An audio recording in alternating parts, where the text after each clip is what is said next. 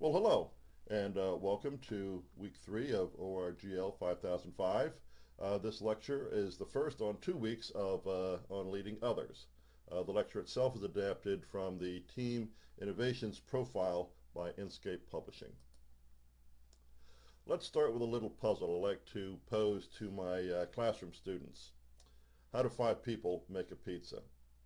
Well, typically this leads to a lively conversation with a number of interesting ways of getting the job done. One particularly innovative group of graduate students decided they would draw straws to see who went to the pizzeria while the rest drank beer. Well, for what it's worth, the loser in that particular lottery decided he would simply call Domino's and then join the drinking immediately. Nothing like a creative team, I always say. Well, in actuality, what most often comes back are a lot of process-centric role definition. Someone takes the order, someone else assembles the ingredients, another bakes, etc., etc. After a number of these approaches are described and defended, I ask a question: what happens if somebody gets sick and can't work that particular day? Well, of course, we would all chip in and cover for that person, right? Good. Sounds good. Teamwork, filling in for an ailing colleague. But suppose that person is constantly late or missing from work with a very flimsy excuse. Well, that's different, they say. That's totally unfair to the rest of us, and some disciplinary action needs to be taken. So at this point, my question to them and to you is this: what is missing from this conversation? Well, I won't keep you hanging. The missing piece is the customer, who just wants a nice hot pizza just the way they ordered it. Too bad about your missing team member. Just get me my pizza. Make sense? Well, what I'm going to share with you today is a different sort of teamwork model. Inkscape's Teamwork Dimensions Profile. It discusses and focuses on how each of us, each in our own way, approaches problem solving. The model begins with 2 perpendicular axes, just as you see here on the slide.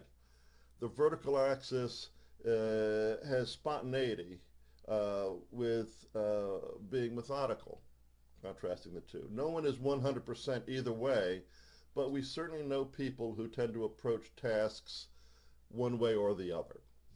The horizontal axis is conceptual, seeing things in terms of the concept rather than the details, with being normative, seeing things in terms of how they relate to other things that are well known. Again, no one is 100% either way. Each of us has some greater or lesser tendency in each of these 4 approaches. So, what's that mean? Well, if we were to think of each of us as a blend, with some approaches more dominant than others, then we might end up with a mapping that looks like this. People who are highly spontaneous and highly conceptual tend to be what we think of as creative, which makes sense.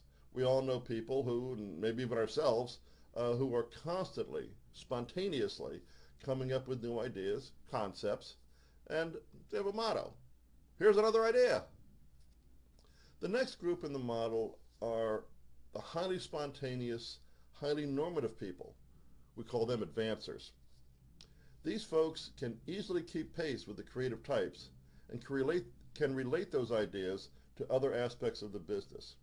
This is because they understand the norms of the business. The advancer knows where to take the next idea, who needs to see it, what needs to happen. Their motto is, I know where to go with this.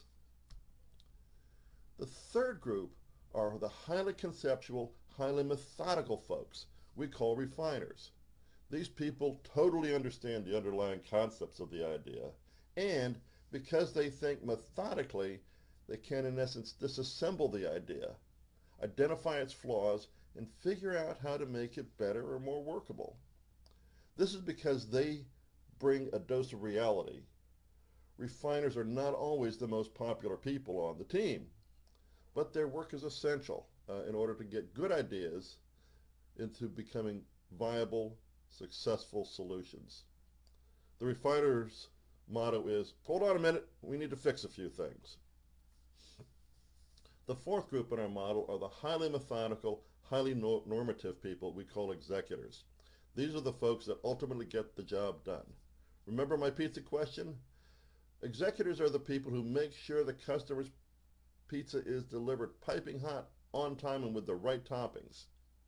They may not be so concerned with big ideas, where they fit in or how they can be better. They just want to get the job done. The executor's motto, just tell me what you want me to do. So, the point of this exercise is to get us thinking about team processes in the larger terms of what needs to be done in order to get a good idea into reality and solve a particular problem. So how does this actually work? Well, consider this workflow.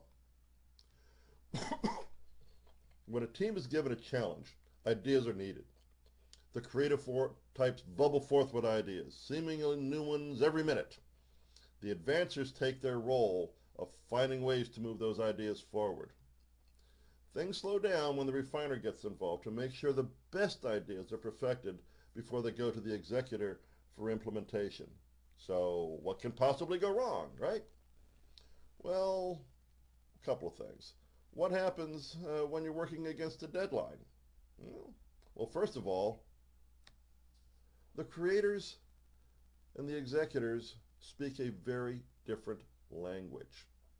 When the executor says, just tell me what you want me to do, the creator, who is often the notional leadership role in one of these things, replies with a new idea. Hey, next, the team can get caught in the trap of the perfect being the enemy of the good. In a vain attempt to come up with the most perfect solution to the challenge, teams will sometimes spend too much time in the create, advance, refine cycle at the expense of the poor executor who ends up trying to put everything together at the last minute.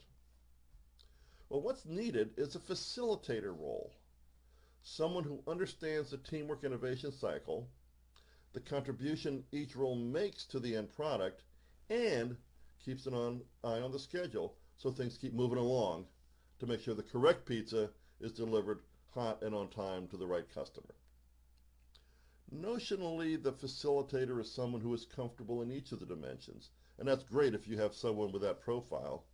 But in reality, any team member who understands the process and can step away from their comfortable role for the benefit of the team can facilitate moving through the cycle. So, can you think of how that might work in an actual team situation? The last point I want to cover is the idea of team dynamics, as described by Bruce Tuckman, with a later addition by Mary Ann Jensen. Tuckman's group development model. Well, here we go. Forming. This is a very polite stage where everybody on the team has good intentions and is starting to get to know one another. A lot of smiles and handshakes and all that sort of thing. Storming. Well, this is an inevitable and, in all honesty, an unavoidable stage where issues come up that must be addressed before the team can succeed. Storming. Somebody being late. Somebody missing. Somebody can't help this week. They got to take care of the kids. They got sick. Who knows? Doesn't matter. You got to get past that. You have to storm through those things in order to move forward. Norming. Well, this is simply how the team recovers from the storm. It's a new norm that allows team to move forward. As problems of one sort or another come up, there will be more sort of sub-cycles of this storming and norming situation taking place. Performing. There we go. This is where everybody wants to be. Performing the required tasks. Delivering that pizza hot and on time. Adjourning. This was added by Mary Ann Jensen. It refers to what happens after the team has completed its work. Sometimes this is called an after-action review or lessons learned. In any case, it's an opportunity to bring things to a close in an orderly manner that sets the stage for future team assignments. Well, that's all for this week. See the next slide for some final notes. Just a reminder, don't forget those deadlines on Wednesday and Sunday. Work hard, learn a lot. Thank you.